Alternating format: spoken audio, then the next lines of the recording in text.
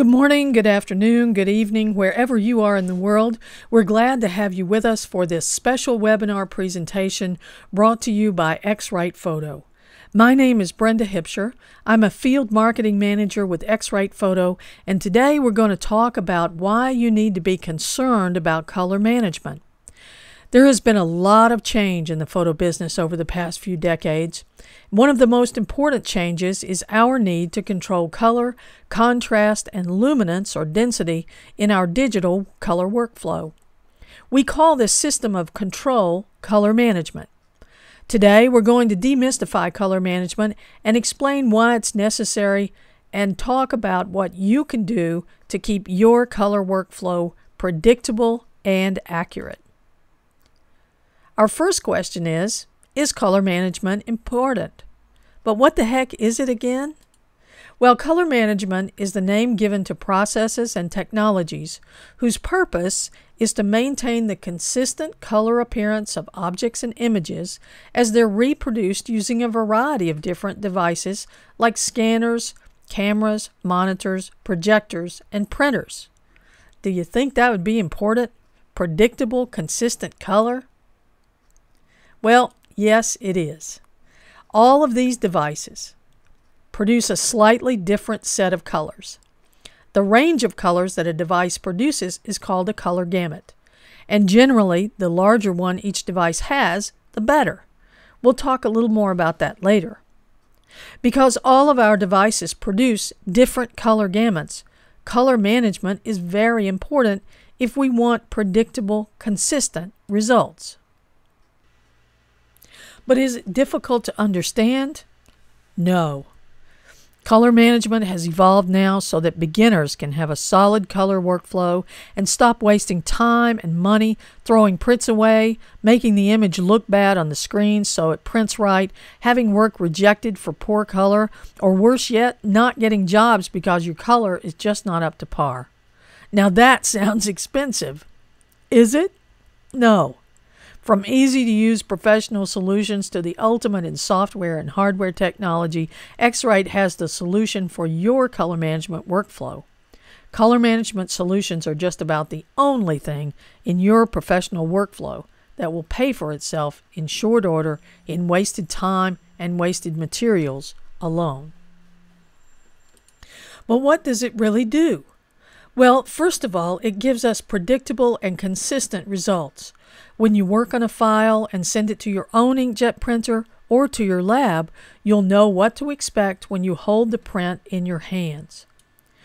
Remember, we said each device in the workflow needs a profile. These profiles are made to standards created by the International Color Consortium. That's the only way we can be sure that what we see on our monitor is the same thing that your lab is seeing on their monitor. International standards. These are hardware and software solutions that work together to create a profile for each device. Now, the software knows what color to expect. It measures the color it receives and then creates a data file, a profile, that allows the device to produce colors as accurately as possible. Some of you are going to ask me, why can't we just calibrate each device by some internal means, and then the RGB value on this device will be the same RGB value on that device? Well, I'm glad you asked the question. Let's look briefly at some profiles overlaid over each other. The green here represents Adobe RGB, or what we used to call Adobe 1998. This might be what your processed capture file looks like, the file from your camera. The blue represents a monitor profile, much smaller than the capture file, but still quite large. The red shows an example of a printer profile. Notice that the profiles generally reduce in size as we move from capture to view to print. If all devices could produce the same colors, we would only have to calibrate each device so they would reproduce color in the same way.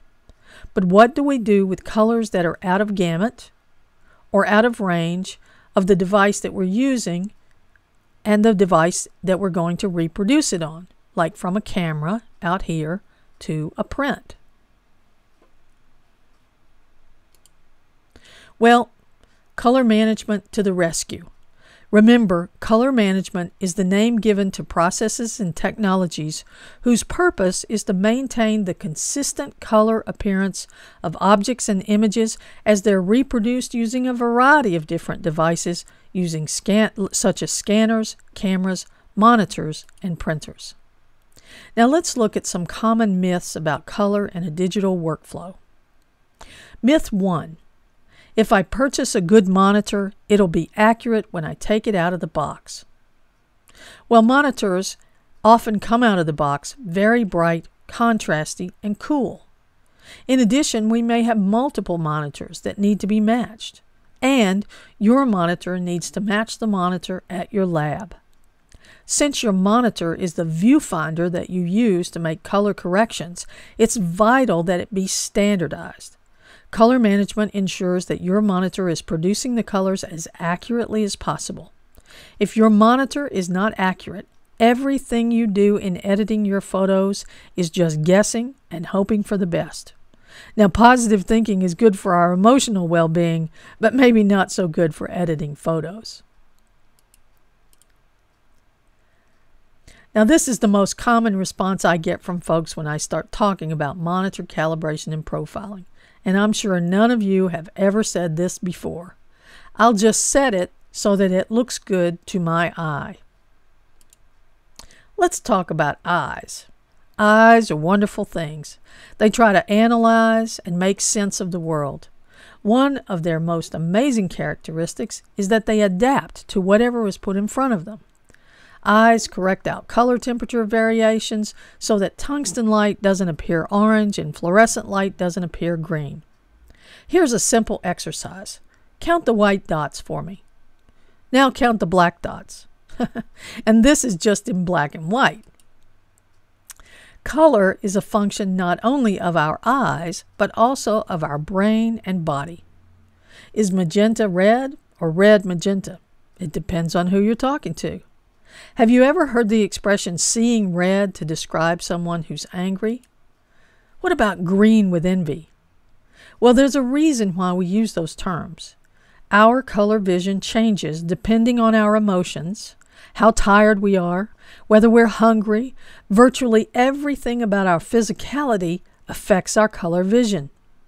When I ran a large custom lab, we always had the color printers do critical color tests in the morning, so they were well rested, fed, and nobody had made them angry yet. Here's another little illustration. I want you just to stare at the X in the middle for a moment. You don't need to look at the colors. They're very strong colors, but just look at the X. Continue to look at the X. I'm going to change the slide in just a few seconds. Just look at that X right in the center of the screen. And when I change the slide, what do you see? When the color patches are removed, you see reverse images of the bright colors on the previous slide. This is an example of retinal fatigue. Brief exposure to strong colors leaves an after image, and considerable rest may be needed to let the eye recover. What about the blue in this slide? Is it the same color from left to right? Well, yes, it is. Other colors in our field of view can greatly affect our perception of color. Wall color, drapes, brightly colored accessories in the room. How about your desktop image on your computer screen? Light gray is best to combat retinal fatigue from strong colors or confusion from background effects. What you experienced was an example of how background colors can affect how we perceive color. Always be aware of the colors in your field of view. Now, I hear a lot of people say, I remember the color of that flower, or that tree, or the mountain, or the sky. The truth is, we have poor color memory. We think we remember a color. We think we can tell if a color is very different or just a little different from another. But can we? Unless colors are put side by side, it's very difficult to tell how much difference there is between two colors. We have poor color memories. So our eyes are also affected by this. We think we can remember what we saw and use the sliders in Lightroom or Adobe Camera Raw to match it, but that's often just not possible no matter how good our color vision may be. Now here's another issue. Can you see a number in this field of dots? Some of you will, and some of you won't.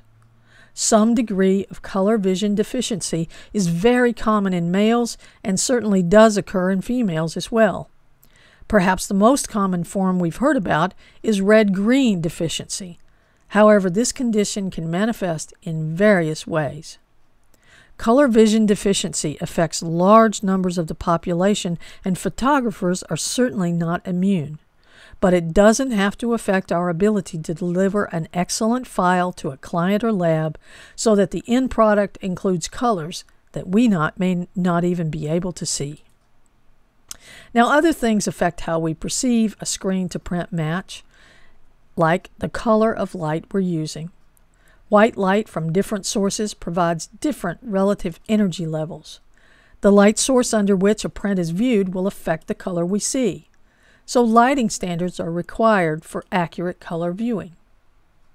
Even light of the same color can produce different perceptual results, depending on the color rendering index of the light.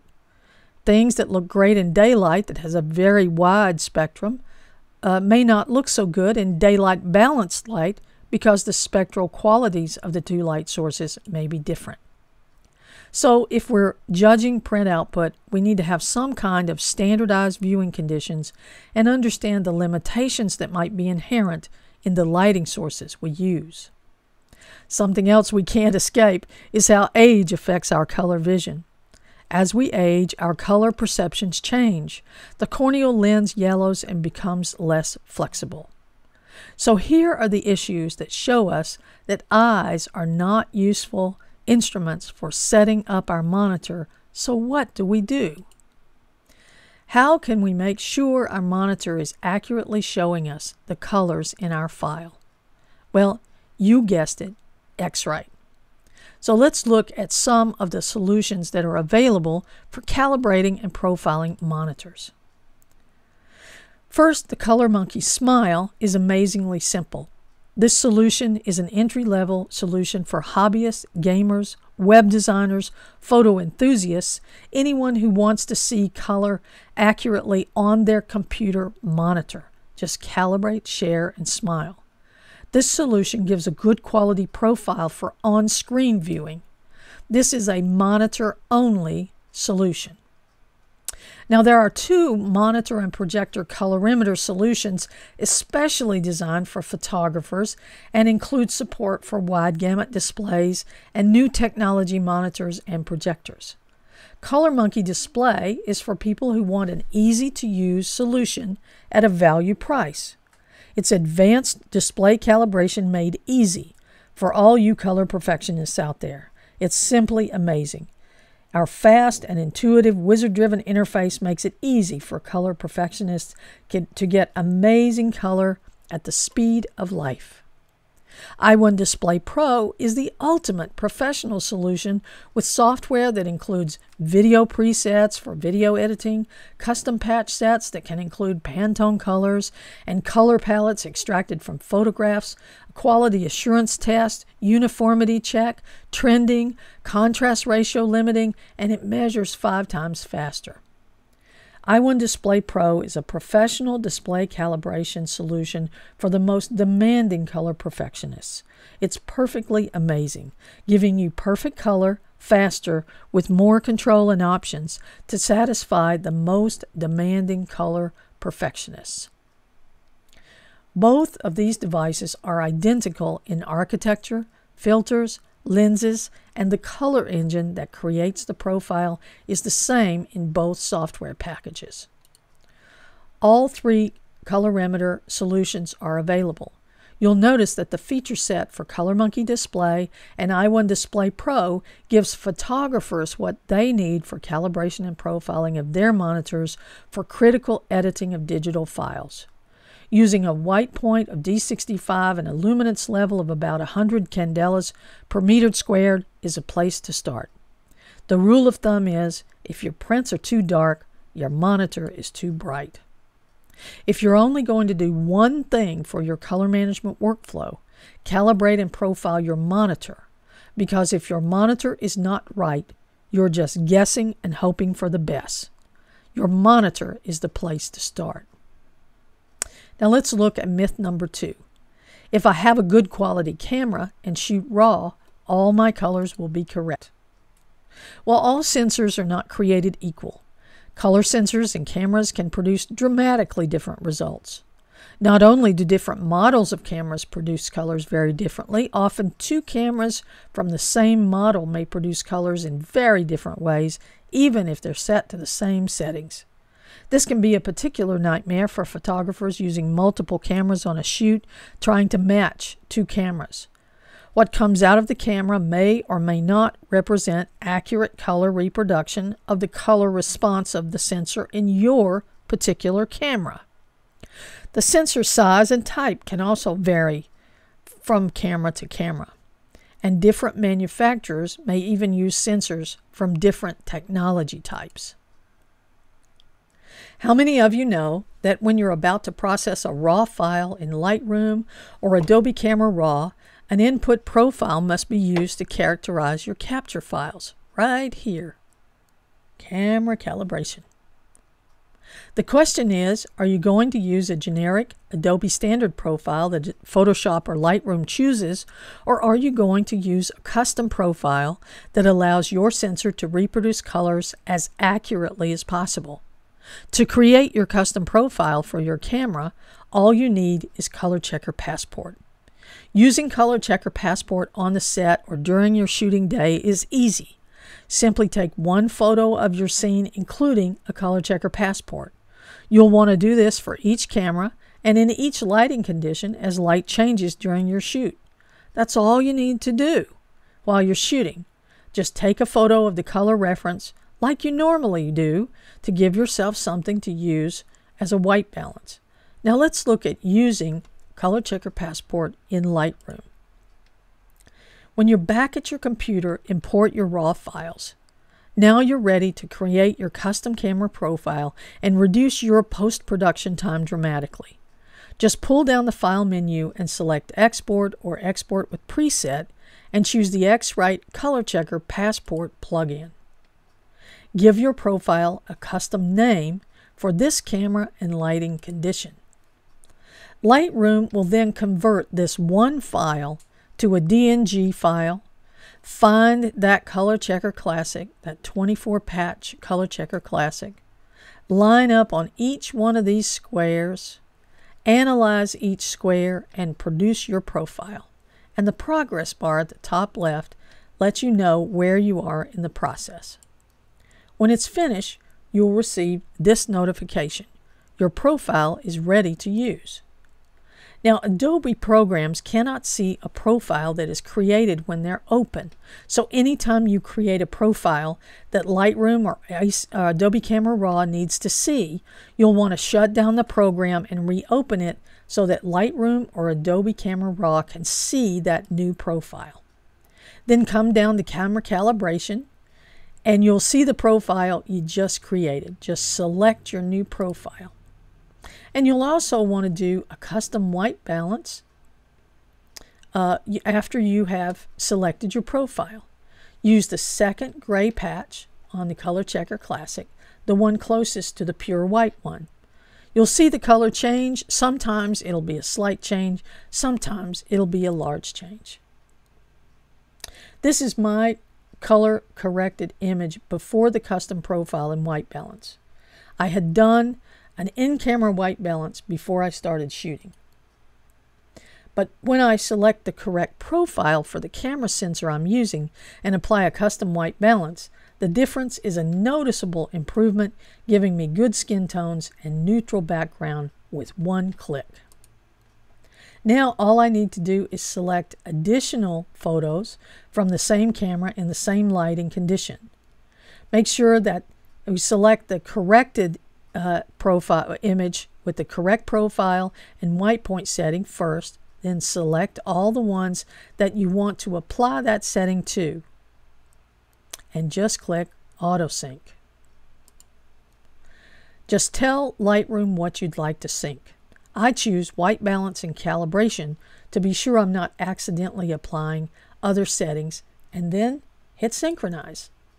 Sync as many photos that were shot in the same light with that same camera in one click. It's quick, easy, and dramatically reduces edit time. Now, some people tell me that it doesn't make a difference to use a custom profile.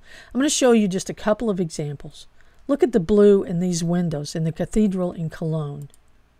See how much more I get with a custom profile? I wouldn't even have known what I was missing. But if I traveled all the way to Germany to see these windows, I certainly want an accurate photo of them. Here are some jellyfish in the Cincinnati Aquarium. They look great, but when I look at them, I just don't feel the same way I felt when I was standing there looking at these beautiful jellyfish one afternoon. But look at the depth we get in the image and the wonderful, soft, accurate color we get when we apply the custom profile. And even brightly colored fall foliage of New England comes to life with the application of a custom profile. We would never know what we're missing.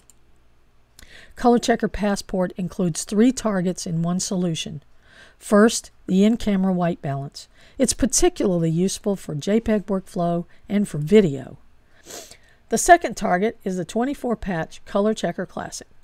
This may be the most photographed thing on the earth.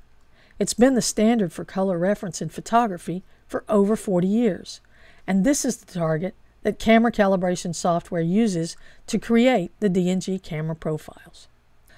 The third target is a target that exists only in Color Checker Passport, the Creative Enhancement target. This new target has 3 different parts. The top HSL row provides a spectrum of colors to check as a visual reference. The bottom gray ramp is a great reference for exposure. By checking for highlight or shadow clipping, you can be assured of a correct exposure. The 2 middle rows are alternate neutral patches with warming and cooling patches. As a reference, these 2 patches are neutral. Notice the little scoop out of the patch on the side. By clicking on these patches, the image will be warmed. There's a little plus in the upper right-hand corner. And by clicking on these patches,